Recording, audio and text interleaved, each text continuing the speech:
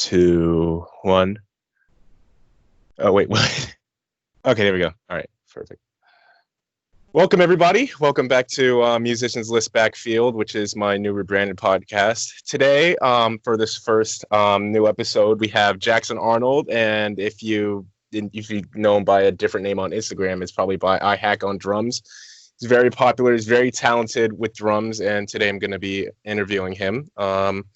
So to start out, well, first of all, it's only 30 minutes after. Did you watch the SpaceX launch? No, I did not. Oh, it was pretty cool. Yeah, it was something. It went a lot faster than I expected, but yeah, it was pretty cool. Yeah. All right, but now into drum stuff. So first of all, what grade are you in? So I'm currently a junior. Well, I guess now a rising senior. Yeah. Because our school is officially ended. But so yeah, I'll be going into my senior year next year. Okay. And at what school? Lafayette High School. Lafayette High School in Tennessee? It's in Kentucky. Kentucky. Okay, cool. So Lafayette High School in Kentucky. All right. So first of all, you're obviously really good at drums. Like that, I don't normally say that to people, but like you really are. I've been following you for a long time. So like what drove you to get this good? Because as you said, you're a junior. You're very good for a junior. Yeah. Thank you. I think a lot of it was when I first got into DCI. Okay. I think the first drum corps thing I ever saw was the Bluecoats 2016 snare cam. I think it was Matt Allen's snare cam. Yeah. And Yeah. I saw that and I was immediately intrigued by it. And so, you know, as time progressed on, I got more and more into it. I looked at more and more groups. And then, you know, it was right after the 2016 season had finished, going into whatever school year that would have been. And then I stumbled upon Crown's 2016 show, and then from then on, I was just hooked. Yeah. That's definitely my all-time favorite show. One of my favorite drum lines. I mean, it looked like it was so much fun, and you know, it was just awesome. So that kind of propelled me to start practicing to be a better percussionist and a better snare player. And so I really started. I knew basically nothing. You know, I thought because the sticks that the Bluecoats were using were white, they were Ralph Hardimans. I mean, I had no concept of I had no concept of anything really in a grand scheme of things when it came to drum corps. So the past 4 years have been really just kind of immersing myself into the culture that is drum corps, and you know, now I have goals and things as well, and so that's really what got me into it. Yeah. What are some of those goals? Do you plan on going into percussion as a career? Yeah, I do. So I actually started on cello. So Okay. I've been playing cello I think going on almost 13 years now. I started when I was really young. Wow. So currently the plan is to kind of do a double major and go into college for both, and then I'd really love to be a teacher in a high school program. So that's kind of in a career sense, you know, that's kind of where I want to go with this. As of right now, I mean, I know everything changes, but as of right now, that's kind of what I'm leaning towards. But the just drum corps really kind of started that fire to become a percussionist, really. Yeah. So what corps do you plan on going to? So I think, you know, for most people that follow me, they probably know Crown is kind of my end goal, but I think a lot of that depends on you know, if the staff stay there. If they move, I'll probably follow them to wherever they go. Okay. I really love what the staff at Crown do. I think, they're one of the most musical drum lines out there, and Right. to me, because all of my background was classical trained as a cellist, the musicality aspect of drumming is a really big deal to me. So, um, seeing a drum line play super musically just was really attractive. Right. Um, so, wherever they are really is my answer, but assuming they stay at Crown, that would be my goal. You know, as far as what will get me there, I really don't know. I was going to plan on auditioning, not not for the 2020 season, but for 2021. Yeah. So we'll see what happens with what chorus hold auditions, and but I'm just looking to get experience at this point. So Right. Yeah. That's what it all comes down to. yeah. So you said you really enjoy the musicality of things. You ever just like put on a recording of a drumline? Like I know Paul Rennick puts out those full percussion run recordings every year for Mhm. every SCV shows. You ever just like sit down and listen to those? Oh yeah, all the time. Yeah. I mean, I've probably watched countless hours of different drum lines. I've always, been a sucker for the crown lines, especially like 16 through the present. But Yeah. I love SCV lines. I mean, those Rinnick's writing is also phenomenal. I mean, there's so many good groups out there. It's Yeah. definitely hard for people to pick a favorite. Yeah, exactly. Let's see.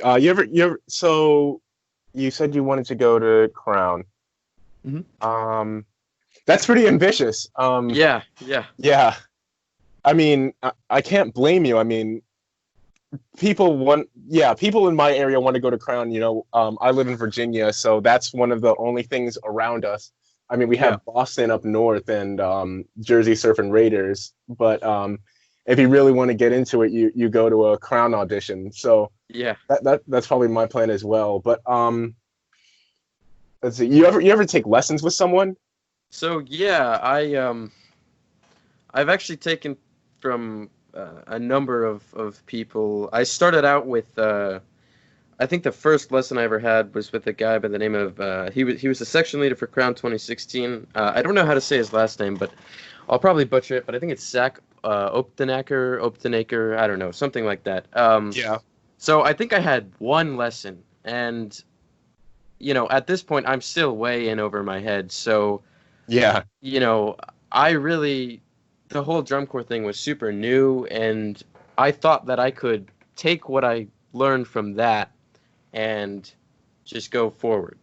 Yeah. Um, and it's kind of foolish of me because I'd been taking cello lessons, and it's not like I took one and then just magically got better at the cello. So Right. Of course. um, so yeah, that was I think the first kind of introduction to lessons I had, and then.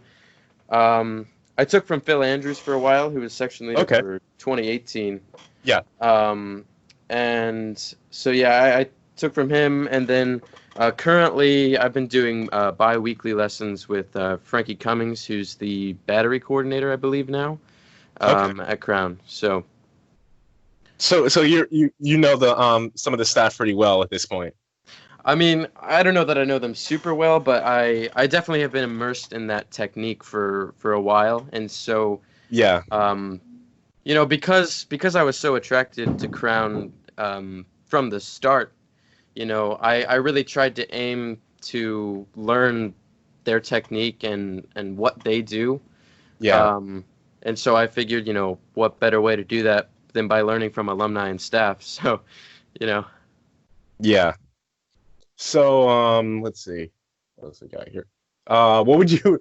I have a list of questions that I usually go down in, and I always put them in random order for some yeah. reason. How many hours a day do you normally drum? That's a good question.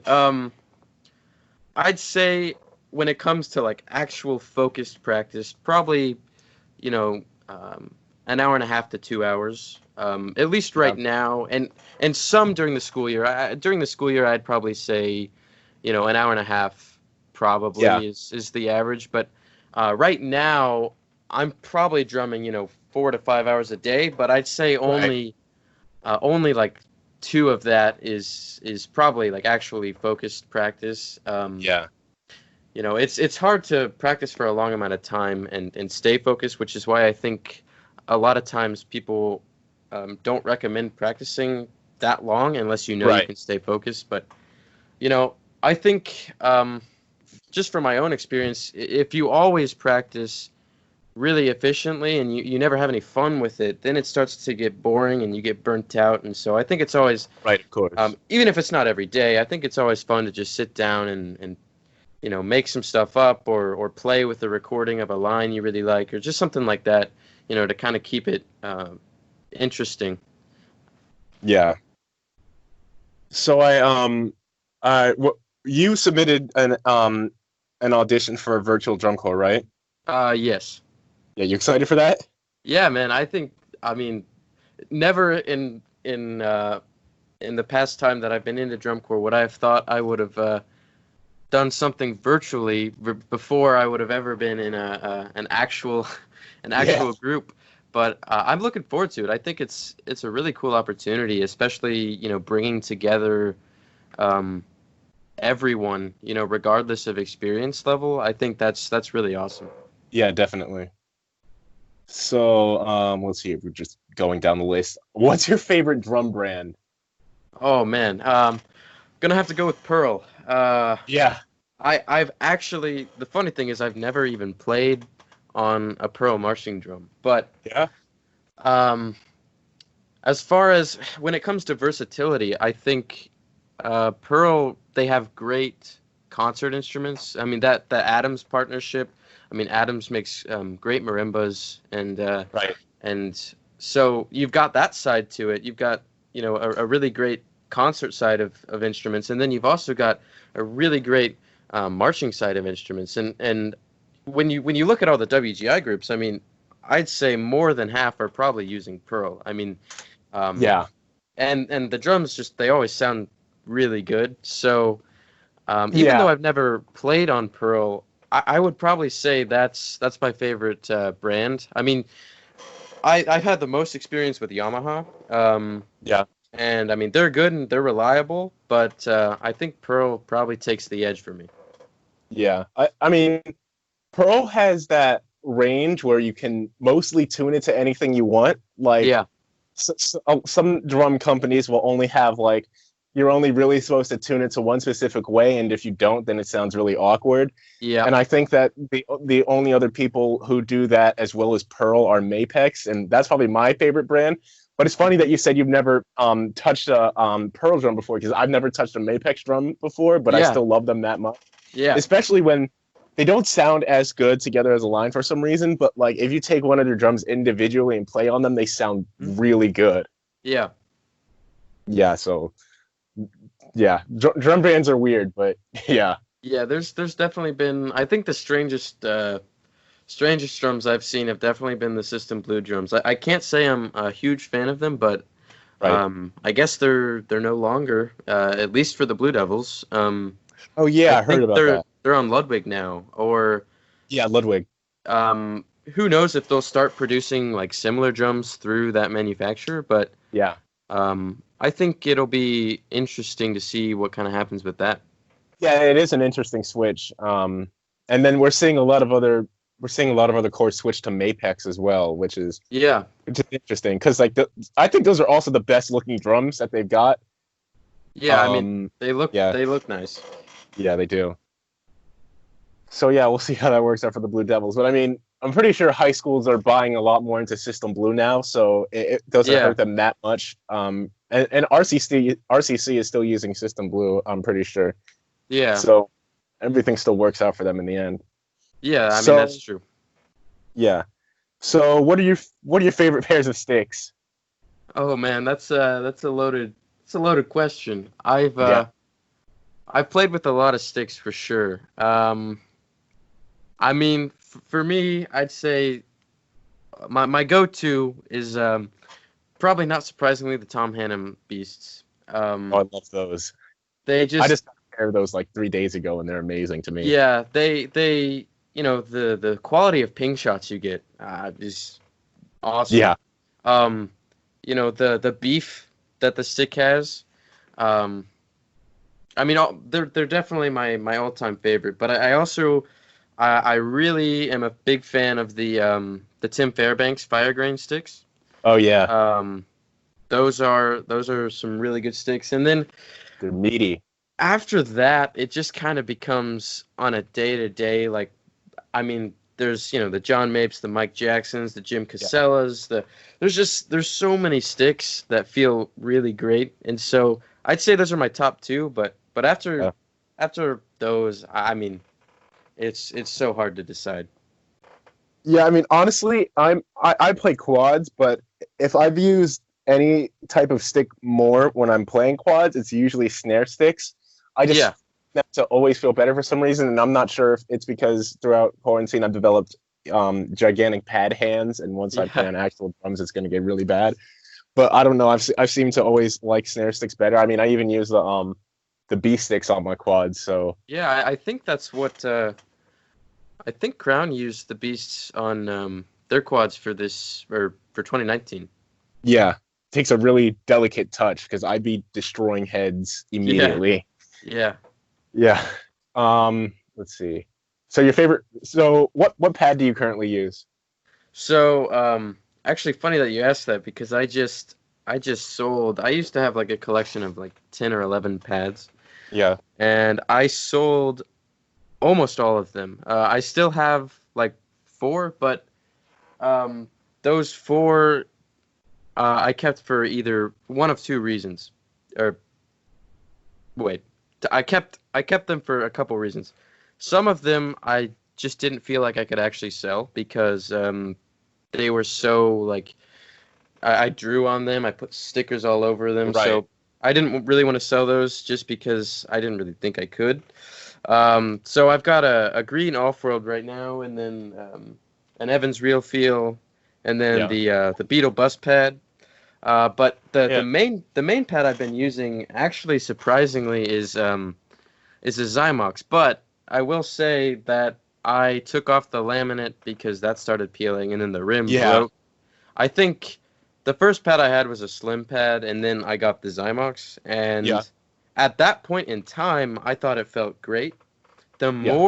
more that I played, the more I played in a real drum, I just I did not like the feel. Yeah. Um, and then the laminate started to like peel and chip, so I just took it off. Yeah. No, there is an issue Um, with Zymox laminates, definitely. yeah, so I don't know how thick the gum rubber is on it. I know it's a little bit thicker than the slim pad and probably a little thinner than the stock pad, but it's like this really nice in between.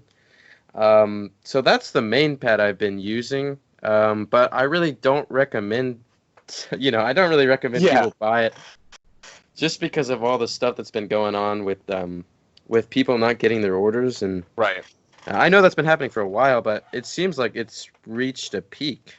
Yeah, it has. I mean, they came out with their new website and they said they were supposed to be the order times were supposed to come down and like everything would be fixed, but then coronavirus hit and it seems like now the problems just happened all over again. So you can sort of empathize with them, Yeah. but you know, Well, I mean, we'll see what happens with them going forward. I just one of the guys at my school bought a one of those tenor kicks, yeah. and it was pretty soon after it came out. And I mean, to my knowledge, I don't think he has it yet. Oh no. So it's been a while for sure. And I know there's this whole disaster with the hybrid snare drums that I've heard about, but Oh no. um, yeah, I'd say like if I were to pick one pad that I feel like you can't go wrong with, it would probably be the off-world pads. I mean, Yeah, it's usually off worlds. I'm working with them. Well, as a snare pad, I'm working with one of the innovative percussion ones, which is oh actually yeah, surprisingly good. Except I used to play so hard that the sound quality on the pad is completely dead. yeah, And then for my tenor pad, I've got an old Zymox, but every single laminate on that was like so it peeled off so bad that the sound quality from that was terrible. So I just yeah, completely ripped them off. yeah. That's what I did to the snare pad I got. Yeah. And so I was going to suggest there's this small company called I think they're called RCP Drum Company, and they just released this pad where it's like it's kind of a cross between a Zymox and an Off-World. It has this knob that adjusts the tuning, and Yeah, I think I've seen that. Yeah, that's probably going to be my next snare pad because I've seen reviews of it and it sounds amazing. Yeah, I mean, for And it sure. looks really good. Like from what I know about them, I think they ship it out within like 2 days or something. Yeah. And so, I mean, you really can't beat that. Yeah, exactly. And I mean, for me personally, after having the Zymox and having the snare sound, I haven't been as crazy about the actual snare sound itself. But I definitely see the appeal. It does, like when you're playing along with recordings, it does make a difference, like with blending the sound, just because you get a little bit of snare response. But right. I mean, I'd have to look more into those. They do seem pretty interesting. Yeah, no, they're really good. But the original ones were more like Zymox, and the only reason it's hard to trust those is that I feel like I would just break one of the rims immediately. Yeah, that's what happened with the snare pad I have. The rim just cracked. It'll shatter. And not to mention, I've broken almost every pad I've had. The first real field pad I ever had, it came apart in half, like in the middle of my freshman year, and that's when I actually the innovative one. Same story. The slim pad that I had, I kept dropping it, and then one time it just split right in half. Yeah. That's like my exact problem. I just drop everything. Yeah. All right, so let's see. That's all the questions that I kind of had. I kind of ran out, but I can make up some more on the go. So, going back to DCI, is Crown like your end goal as well? Do you want to stick with Crown and then just end with Crown? Yeah. I mean, unless I marched there 1 year and the staff went somewhere else. Yeah. But part of me wishes I lived a little closer to GMU because yeah. When it comes to indoor, that's probably where I would want to go. Unfortunately, I think it's like me too. It's like a 10-hour drive, I think. Yeah. Not really feasible. Luckily for me, it's like 30 minutes, but yeah. I'm nowhere near good enough yet. Yeah, so that's kind of the end goal for me is once I get there, if I get to Crown, if I get there, then that's where I'll stay. Yeah, it's definitely. I mean, yeah, that's a good move because location is weird with DCI. It's really hard to find something that's within your location, but then that's also within your price range, but then skill range as well. And there's so many factors that play into it. Yeah. And I feel like that's how. I don't know. I don't know. It's just weird. It is. There's a lot of thought that will have to go behind wherever you plan on auditioning. I've thought about tons of different groups. Just where they do their auditions. Where is their spring training? What is feasible? What is not? So. Yeah. I mean, I've gone through I can't even say how many different registrations. First, I was going to go to Music City. Then I was going to go to Caballeros, then Buccaneers, then Jersey Surf. And then my old quad tech was finally like, yo, just come to Raiders. I got you. And I was like, okay. And that's where I am right now. Yeah. And yeah, it was pretty relaxing to finally find a place, find a core to get to, because I was worried that I was going to go another year without marching. And I really didn't want to do that. I wanted to get the experience. Yeah.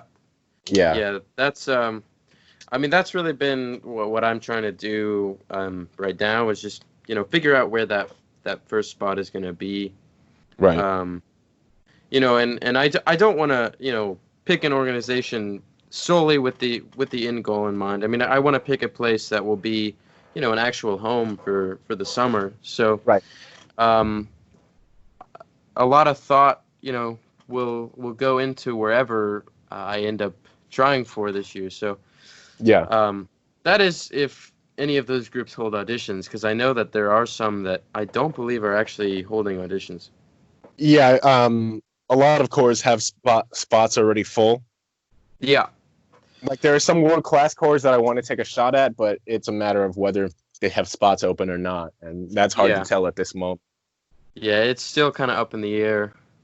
Yeah, I feel like people will take this time to practice a lot and then try to take their shot, try to take a shot at a higher level core. Yeah. So like spots will open up in different places, and it's just going to be people like kind of jumping up. Yeah. Yeah. No, I'd agree with you. Yeah. I mean, I know there's definitely there's a ton of people that are on the grind right now, which is great. Yeah. I mean, there really isn't a better time. But you know, there's the whole argument of, you know, don't feel bad if you're not being super productive right now because everyone's situation is different. So. Right. Of course. Yeah. And so let's see. What's so you said Crown 16 is your favorite show, Relentless? Yeah. Any other Crown shows stick out to you besides that? Man, there's a lot. 2012. Oh yeah, that's a good one. That's also one of my favorites. The drill in that one's amazing. Yeah, really cool closer. Yeah. That opening hit from 2008, Candide. Yeah. That opening hit's awesome. You know, 2019, I really like that show. And part of that just is, you know, I think I'm on the Crown train more and more every year. Yeah. The percussion just keeps throwing down harder and harder, and this year was just fantastic. Oh yeah. I mean, I was blown away when I went to see their lot in 2018 at finals, and I was equally as blown away when I went to see their lot this year. Because 2018 was actually, I got into it in 2016, but 2018 was actually the first show that I ever went to. I think I went to whatever show that Music City hosts in Tennessee. Okay, yeah. And then I went to finals lots in 18, and that was quite an experience. I went to the Blue Knights finals lot in 18, and one of the guys on the line still had a bunch of snacks left over in his bus box. Yeah. So he was handing out like fruit snacks and stuff to people at the lot. That was pretty cool. Oh, that's awesome. And then I went directly from there over to Crown's lot, and obviously they had a ton of gawk shots. And yeah, after that lot ended, I went over to SCV, and then by that point my ears were just like they had enough. Yeah, no, I don't think I ever appreciated Crown's 2018 a lot as much because my ears really hurt. But that was the one up in Allentown, so they were like, it's a big regional, so there's just a lot of people there from all over the country. And like, I don't know who was selling a bunch of glow sticks and stuff, but everybody was waving glow sticks around, and it was so bad that I don't think they could ever actually put a lot recording out because the glare from the glow sticks was too bad to actually see the people drumming. Really? And yeah, that was an absolutely insane lot. Like I couldn't even record anything because I was just mesmerized by that. But then in 2019, my friend was like, yo, come see this Crown 2019 lot. And I was like, yo, I don't have earplugs. It's a bad idea. Yeah. I mean, you know, I get a lot of people that I know that I'll be talking to them and like, man, they hit the drums really hard. They make a lot of sound. And I just think, well, I mean, they're just super, super relaxed. Yeah. And if you want to make a lot of sound, the more relaxed you are, the more you're going to be able to put out. Yeah, exactly.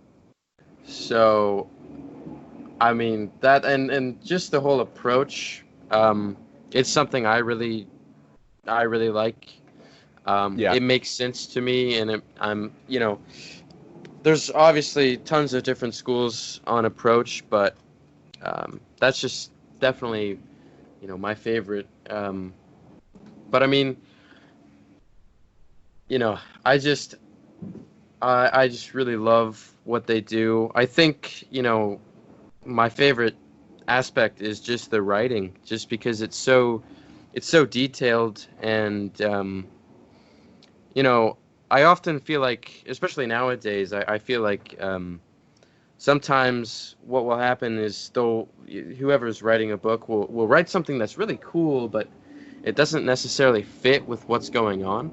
Right. And so I think I don't. what Hannum and Peterman in what they're doing now with co-writing their book, they've really reached a great balance of, finding what the music needs, Yeah. and then putting cool stuff in where it also needs to be. So Yeah. that's No. that's probably my favorite part.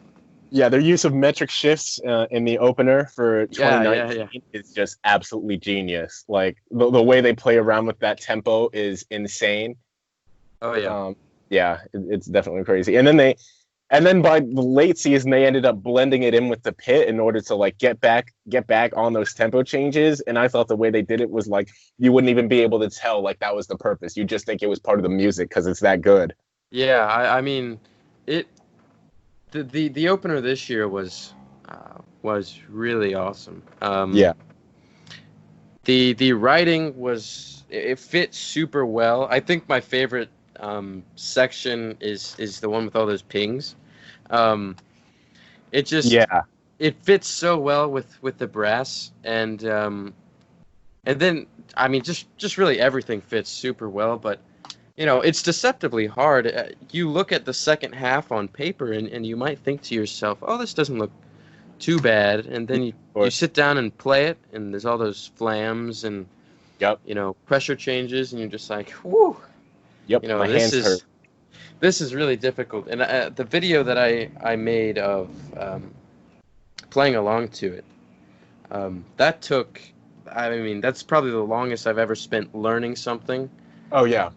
Just because the amount of detail it requires, and even after filming that, I'll still look at parts and be like, well, man, I think my dynamics could have been a little bit lower or a little bit higher there, and I mean, it's just the writing is so detailed.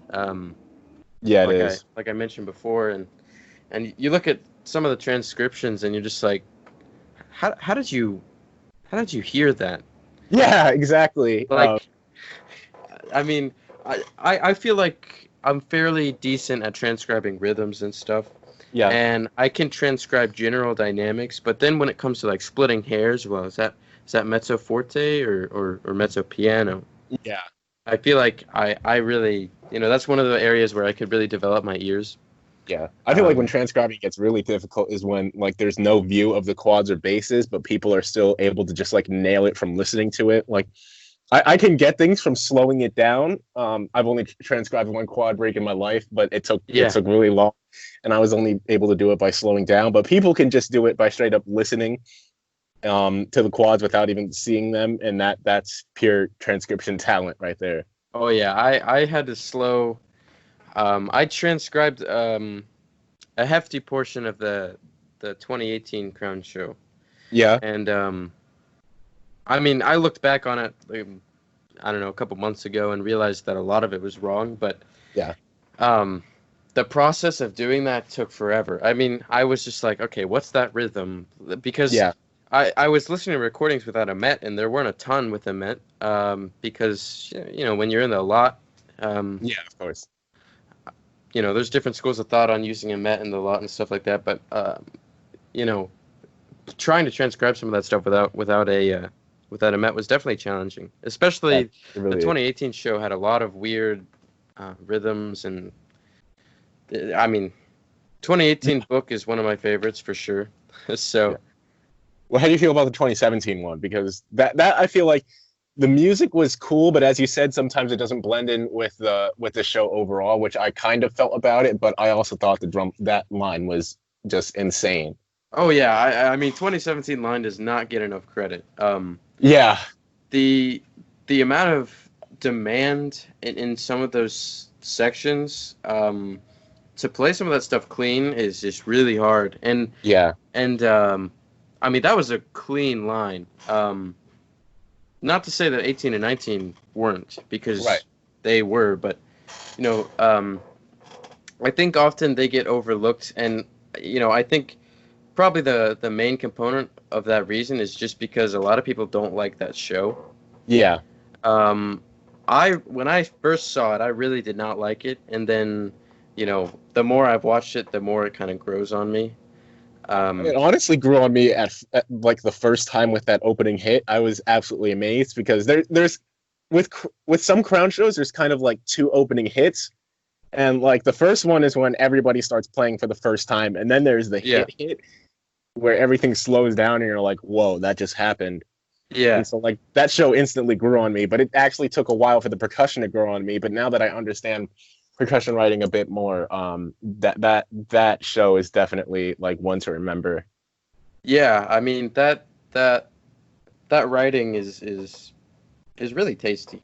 Yeah, it is. I'm not sure any other way to put it. Yeah, no, I hear judges say tasty all the time. It's a good way to say it. Yeah, yeah. And well, is there anything left that you want to talk about? Um, Not that I could think of. Yeah. All right.